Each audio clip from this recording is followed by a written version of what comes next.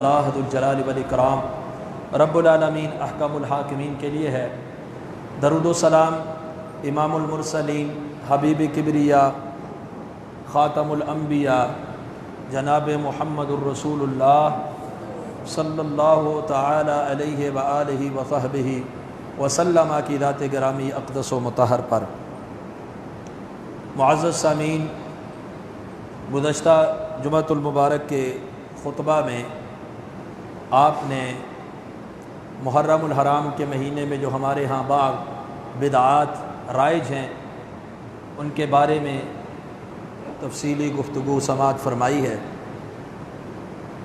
محرم الحرام اسلامی مہینوں میں پہلا مہینہ ہے، اور اس مہینے میں جو حوادثات ہوئے ہیں ان میں سے ایک سانحہ کربلا کا بھی رونما ہوا ہے، وہ محرم میں ہوا ہے، جس میں سیدنا و محبوبنا حضرت حسین رضی اللہ تعالی عنہ کی شہادت کا کربناک اور المناک واقعہ بھی رونما ہوا۔ یہ بات الگ ہے کہ سیدنا حسین رضی اللہ تعالی عنہ کے بارے میں اور اس واقعہ کے اوپر ابو محنف لوط بن یحییٰ جیسے کذاب اور متروک دیگر راویوں نے بڑی بڑی جھوٹے افسانے بھی گڑھے ہیں، بڑی بڑی جھوٹی کہانیاں بھی بنائی ہیں، اور آج بھی اگر آپ قصہ گو اور افسانہ گو لوگوں کو سنیں گے تو ہر ایک کی بات آپس میں میچ نہیں ہوتی۔ کوئی کس طرح کی داستان بیان کرتا ہے، کوئی کس طرح کی داستان بیان کرتا ہے۔ تاریخ کے اندر جو یہ واقعہ بیان ہوا اس میں جو سنداً صحیح ہے وہ تو صحیح ہے، اور جو سنداً ضعیف ہے جس میں متروک راوی ہیں، کذاب راوی ہیں، یا دیگر اس طرح کے روات ہیں جنہوں نے رافضیت کو پھیلانے کے لیے بہت بڑے جھوٹ بھی بولے ہیں، تو ایسے واقعے سے اجتناب بھی کرنا چاہیے۔ بہت زیادہ سیدنا حسین رضی اللہ تعالی عنہ کے بارے میں جھوٹی کہانیاں بھی ہمیں محرم الحرام کے اس مہینے میں سننے کو ملتی ہیں۔ بہرحال یہ بات اپنی جگہ پر حقیقت پر مبنی ہے کہ اہل عراق نے غداری کر کے جو سیدنا حسین رضی اللہ تعالی عنہ کو شہید کیا ہے، یہ انتہائی اسلامی تاریخ کا کربناک واقعہ، انتہائی المناک واقعہ کہ نواسہ رسول، خانوادہ رسول، آل رسول اور جنتی جوانوں کے سردار ان کو شہید کیا گیا، ان کے ساتھ غداری کی گئی۔ آج کے اس خطبہ میں آپ کے سامنے کربلا کا واقعہ تو بیان نہیں کروں گا، سیدنا حسین رضی اللہ تعالی عنہ سے جو محبت ہے اس محبت پر چند چیزیں آپ کے سامنے رکھوں گا کہ رسول اللہ صلی اللہ علیہ وسلم کے وہ صرف نواسہ ہی نہیں، وہ کس قدر عظیم ہستی ہیں۔ ایک یہ نہیں ہے کہ ان کی فضیلت، ان کا مقام صرف یہی ہے کہ وہ نواسہ رسول ہے۔ وہ نواسہ رسول تو ضرور ہے، جگر گوشہ فاطمہ بطول ضرور ہے، لیکن اسلام نے، اللہ کے رسول صلی اللہ علیہ وسلم نے انہیں بڑا مقام دیا ہے، اور اسلام کا یہ مزاج ہے کہ جو مقام اور جو مرتبہ اور جو فضیلت دی جاتی ہے تعلق، نسبت، برادری یا خاندان کی بنیاد پر صرف نہیں دی جاتی، یعنی کسی کی صرف اس وجہ سے فضیلت نہیں ہوتی کہ اس کا خاندان اعلیٰ ہے، کسی کی صرف اس وجہ سے فضیلت اور مقام نہیں ہوتا کہ اس کی نسبت فلاں کے ساتھ ہے، بلکہ اس کے اندر وہ صلاحیات ہوتی ہیں، اس کے اندر وہ رفعتیں، وہ بلندیاں ہوتی ہیں، اس کے اندر وہ خاص بات ہوتی ہے جس کی وجہ سے اسلام انہیں مقام دیتا ہے، بلندیاں عطا فرماتا ہے، اللہ کی وہ عظیم ترین شخصیات میں شامل ہو جاتے ہیں۔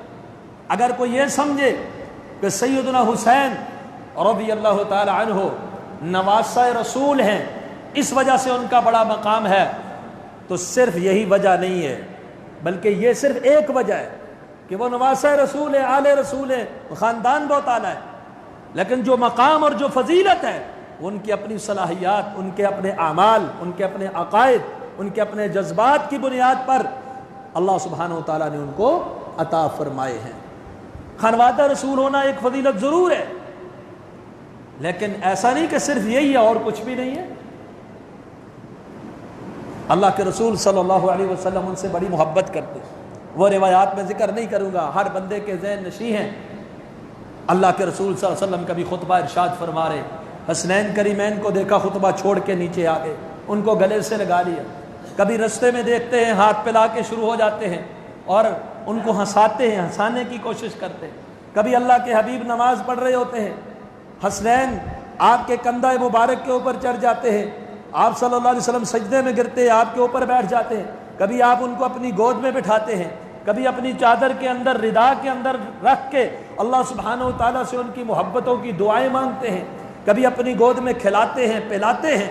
اور صرف یہی نہیں کہ اللہ کے حبیب صلی اللہ علیہ وسلم، بلکہ اللہ کے رسول صلی اللہ علیہ وسلم کے صحابہ، خلفائے راشدین اور دیگر اصحاب محمد صلی اللہ علیہ وسلم بھی حسنین کریمین کے ساتھ بڑی محبت، بڑا پیار کرتے ہیں، بڑی شفقت کرتے ہیں۔ ابو بکر صدیق رضی اللہ عنہ جیسے بخاری کی روایت، اٹھا لیا، کندھے پہ اٹھا لیا، کہا یہ تو محمد صلی اللہ علیہ وسلم کے ساتھ مشابہت رکھتے ہیں، حضرت حسین علی کے مشابہ تو نہیں ہے۔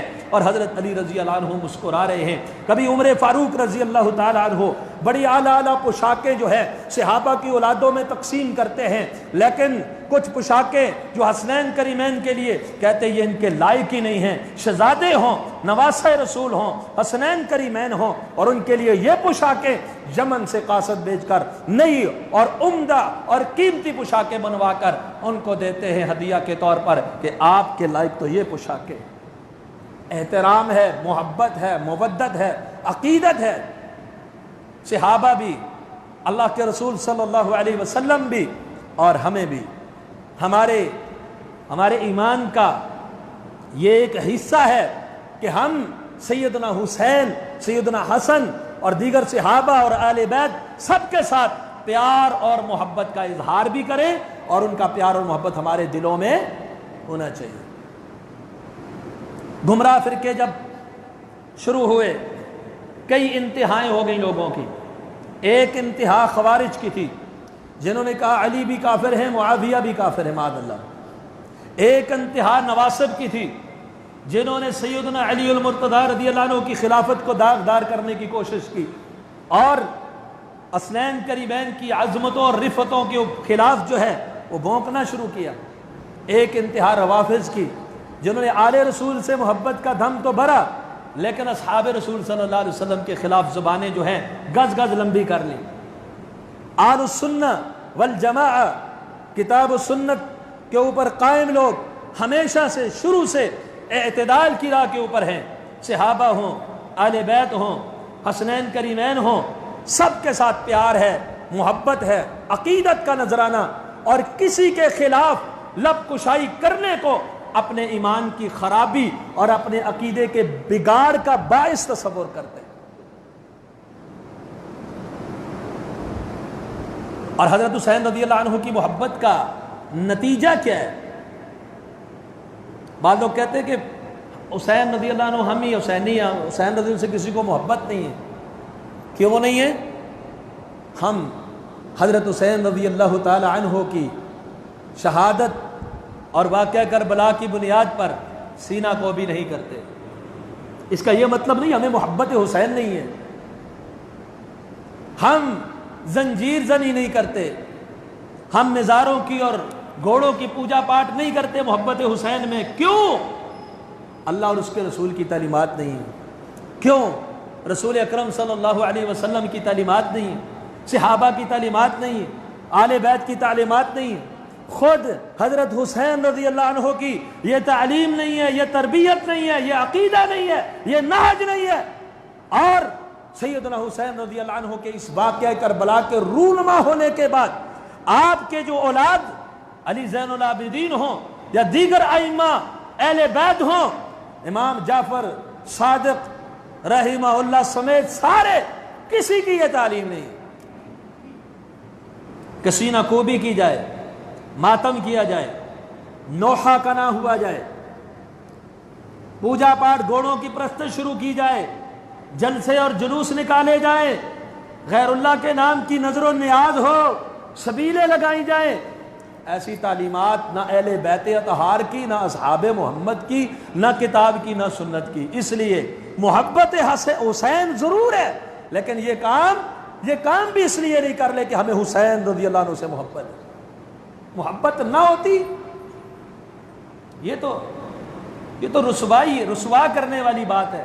ہائے حسین کے نعرے لگا کے گلیوں اور سڑکوں میں جو ہے وہ نکلا جائے اور یہ کہا جائے کہ ہمیں ہی حسین رضی اللہ عنہ سے محبت ہے، کسی اور کو نہیں۔ اگر محبت حسین ہے، دعویٰ اس محبت کا، تو یہ تعلیمات کس نے ہمیں دی کہ ماتم کرو؟ کربلا کا واقعہ رونما ہونے کے بعد علی زین العابدین جو بیمار کربلا ہیں، انہوں نے ماتم کیا، جلوس نکالا۔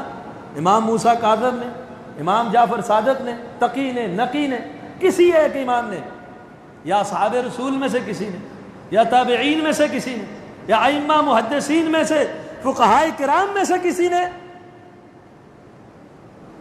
اسلام میں ہمیشہ صبر کی تلقین کی ہے، اور اسلام کا مزاج یہ بھی نہیں ہے کہ دنوں کو منایا جائے۔ یہ ہم محرم الحرام میں جو تذکرہ حسین اپنے خطبہ میں کر رہے ہیں، یہ صرف غلط نظریات کی نشاندہی کے لیے، ورنہ اسلام یہ نہیں کہتا کہ حضرت حسین رضی اللہ عنہ کی فضیلت شہادت محرم میں بیان ہو۔ ہر وقت بیان کرو، کسی بھی مہینے میں، کسی بھی موقع میں بیان کرو، فضیلت کسی بھی وقت بیان کرو۔ یادگاریں اور ان دنوں کو منانا یہ اسلام کا مزاج ہے ہی نہیں۔ آج حضرت حسین رضی اللہ عنہ کے نام پر یہی کہا جاتا ہے کہ ہمیں محبت ہے، کسی اور کو محبت نہیں، اور پھر محبت کی آڑ میں اللہ کے ساتھ شرک، محبت کی آڑ میں رسول اللہ صلی اللہ علیہ وسلم کی واضح نافرمانیاں، محبت کی آڑ میں منہج اہل السنہ سے بہت زیادہ دوری۔ تو یہ کون سی محبت ہوئی؟ حالانکہ حضرت حسین رضی اللہ عنہ سے ہمیں محبت، ہم ان کی فضیلت اور ان کے مناقب کے قائل ہیں۔ جو حضرت حسین رضی اللہ عنہ سے محبت کرتا ہے یا حضرت حسن سے، وہ اللہ کا محبوب بن جاتا ہے۔ ہمارا تو یہ نظریہ کہ جو حسنین کریمین سے پیار کرے وہ اللہ کا کیا بن جاتا ہے؟ محبوب بن جاتا ہے۔ نبی اکرم صلی اللہ علیہ وسلم نے فرمایا، جامع ترمذی میں حدیث نمبر 3769 ہے، 69، نبی اکرم صلی اللہ علیہ وسلم فرماتے ہیں، ہذان ابنایا، حضرت حسن اور حضرت حسین رضی اللہ عنہ۔ حضرت اسامہ رضی اللہ عنہ فرماتے ہیں کہ میں نبی اکرم صلی اللہ علیہ وسلم کے پاس گیا، میری کچھ حاجت تھی، آپ صلی اللہ علیہ وسلم تشریف لائے، اور آپ صلی اللہ علیہ وسلم نے چادر کے اندر کچھ رکھا ہوا ہے، کچھ چھپایا ہوا ہے۔ جب میں نے اپنی بات پوری کر لی، جس مقصد جس کام کے لیے گیا، میں نے کہا، اللہ کے حبیب آپ کی چادر کے نیچے کیا ہے؟ آپ علیہ الصلوۃ والسلام نے چادر کو ہٹا دیا، میں نے دیکھا تو اندر 2 ننھے پھول ہیں جنتی، ایک حضرت حسن اور دوسرے حضرت حسین۔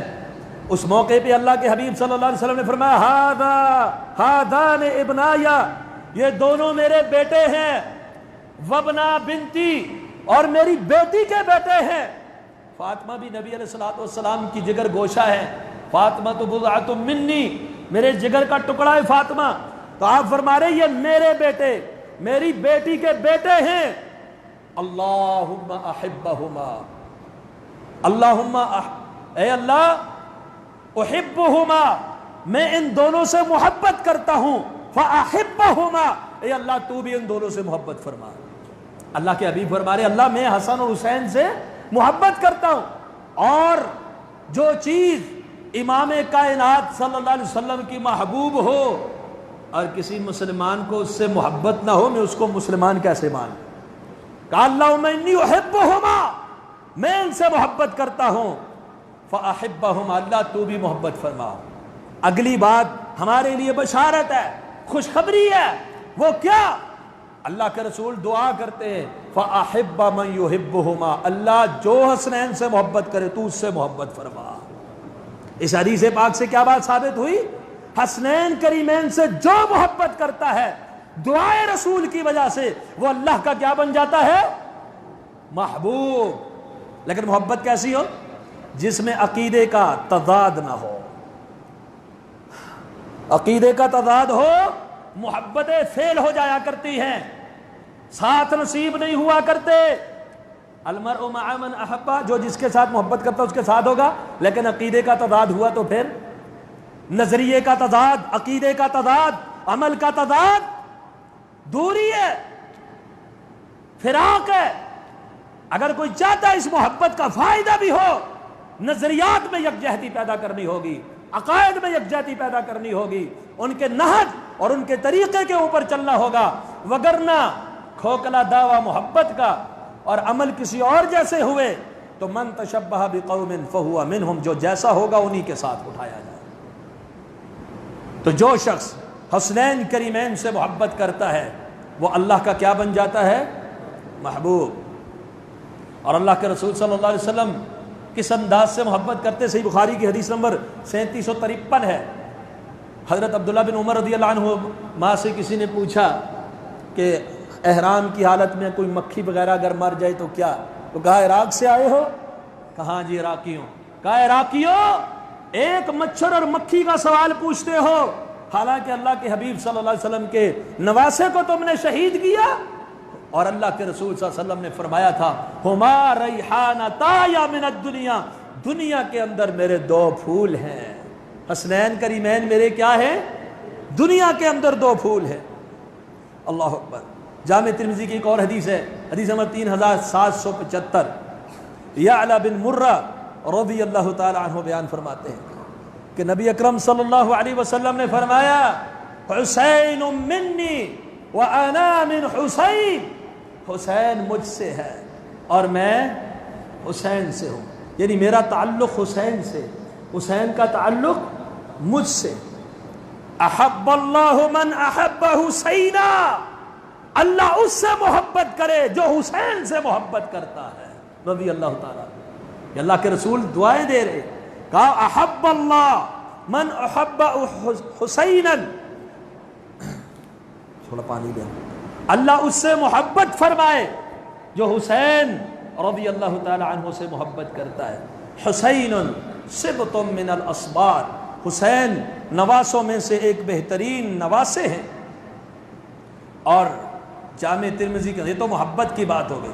اگر کسی شخص کے دل میں کدورت ہو، نفرت ہو، اس کے بارے میں بھی اللہ کے رسول صلی اللہ علیہ وسلم کا فرمان ہے. مسند امام احمد میں، دیگر کتب احادیث میں، جامع ترمذی کے اندر حدیث نمبر 1143 جامع ترمذی، نبی اکرم صلی اللہ علیہ وسلم نے فرمایا من احب الحسن والحسین فقد احبنی، جس نے حسنین کریمین سے محبت کی گویا اس نے مجھ سے محبت کی. ومن ابغضہما فقد ابغضنی، اور جس نے ان دونوں سے بغض کیا اس نے گویا کس سے بغض کیا؟ محمد الرسول اللہ صلی اللہ علیہ وسلم سے.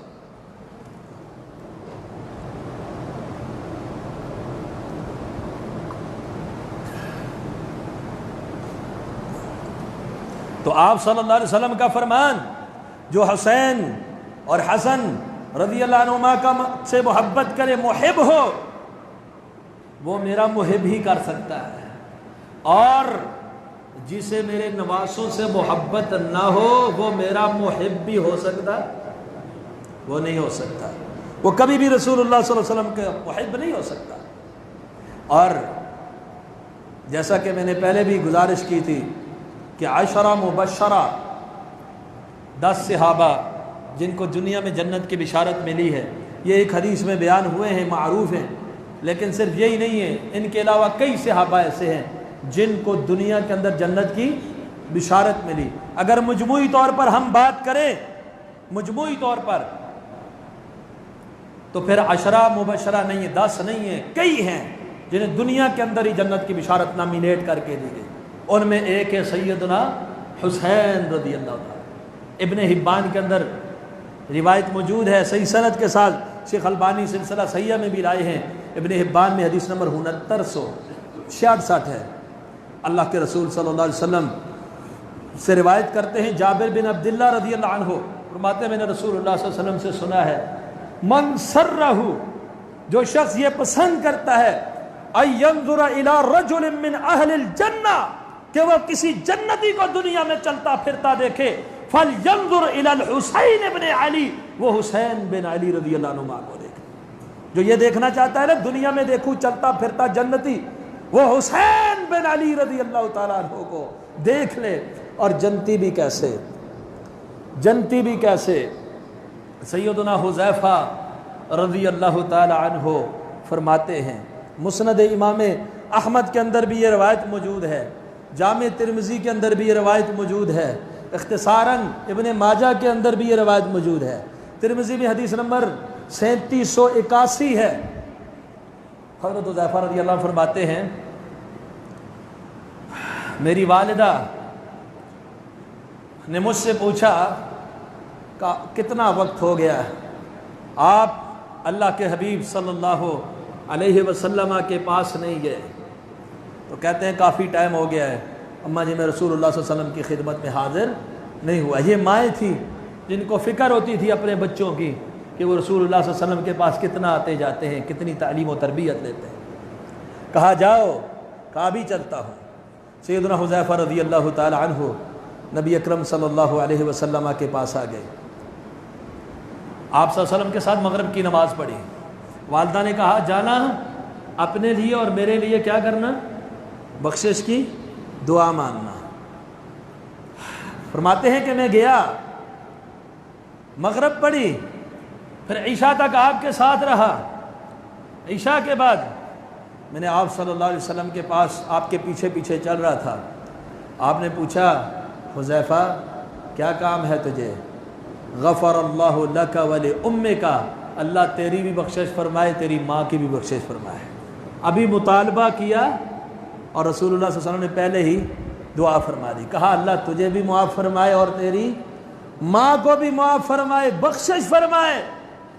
اللہ کے رسول صلی اللہ علیہ وسلم نے پھر اس موقع پر یہ ارشاد فرمایا، کہا حذیفہ آج ایک فرشتہ نازل ہوا ہے، ایک ایسا فرشتہ جو آج سے پہلے زمین پر کبھی آیا، کبھی نہیں آیا، آج پہلی مرتبہ، وہ آج پہلی مرتبہ زمین کے اوپر آیا ہے۔ آیا کیوں ہے؟ استأذن ربہ ان یسلم علی ویبشرنی، اس نے اپنے رب سے اجازت طلب کی کہ جا کے محمد کریم صلی اللہ علیہ وسلم کو سلام پیش کرو۔ وہ آیا ہے مجھے سلام کرنے کے لیے اور ایک بشارت دینے کے لیے۔ کیا مقام ہوگا کہ اللہ کے حبیب صلی اللہ علیہ وسلم کا سلام کرنے کے لیے فرشتہ اجازت لے کر زمین پہ اتر رہا، اور آج پہلی مرتبہ زمین پہ آمد ہو رہی ہے، پہلی بار آیا ہے، اور آ کر ایک تو سلام کیا، سلام کے لیے حاضر ہوا، دوسری بشارت دینے کے لیے آیا، اور بشارت کیا دی؟ کہا ان فاطمہ سیدۃ النساء اہل الجنہ، آپ کی لخت جگر فاطمہ جنتی عورتوں کی سردار ہے، جنتی خواتین کی سردار ہے آپ کی لخت جگر۔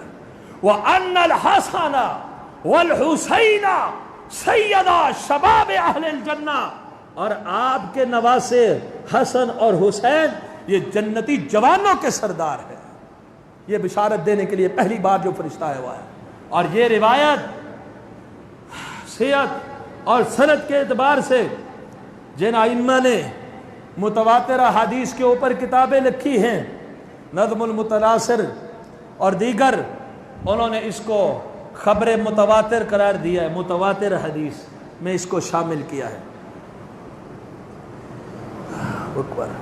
یہ متواتر حدیث ہے کہ حضرت فاطمہ جنتی خواتین کی سردار ہے، اور حضرت حسنین کریمین یہ جنتی جوانوں کے سردار ہیں۔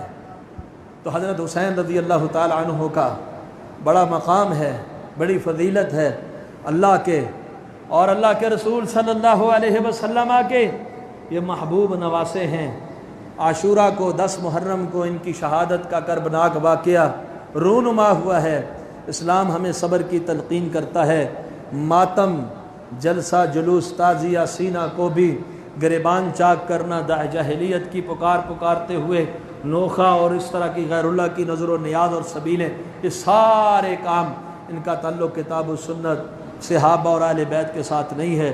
اللہ ہمیں صحابہ سے محبت کرنے کی توفیق عطا فرمائے۔ قولوا قولی ھذا استغفر اللہ لی ولکم ولسائر المسلمین۔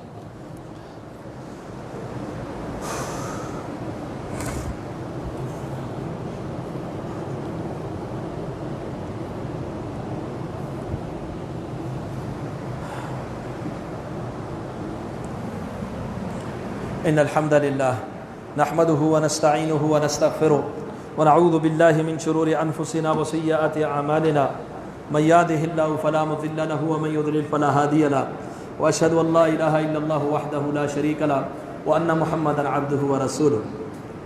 عاشورہ میں ہمیں کیا کرنا چاہیے؟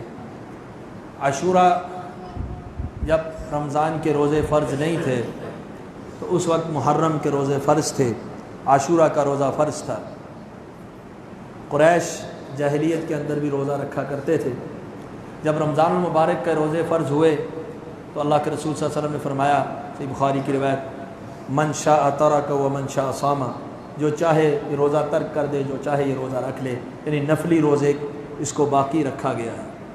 اور دیگر نفلی روزوں میں یہ سب سے فضیلت والا روزہ ہے۔ صحیح مسلم کی حدیث نمبر 1163 ہے۔ اللہ کے حبیب صلی اللہ علیہ وسلم نے فرمایا، افضل الصیام بعد رمضان شہر اللہ المحرم، کہ رمضان کے بعد سب سے افضل روزے اللہ کے مہینے، حرمت والے مہینے محرم کے روزے ہیں۔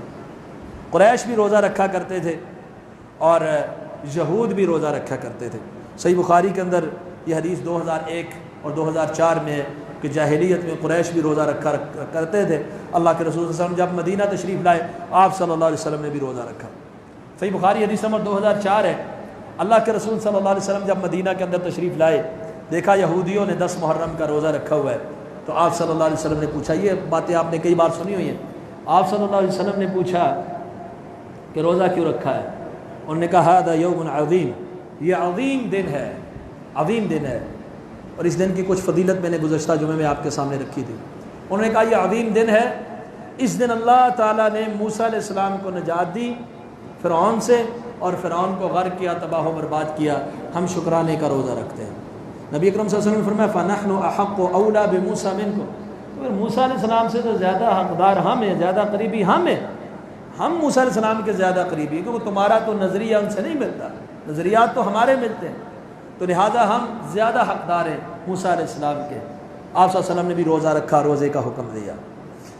پھر صحیح بخاری اور مسلم کی دوسری حدیث ہے، صحیح بخاری میں اس روزے کی ایک فضیلت یہ بھی بیان ہوئی ہے، 1162 نمبر روایت ہے، یکفر السنۃ الماضیہ، اللہ گزشتے سال کے گناہوں کا کفارہ بنا دیتے ہیں، گزشتہ سال کے گناہوں کو اللہ سبحانہ و تعالیٰ معاف فرما دیتے ہیں۔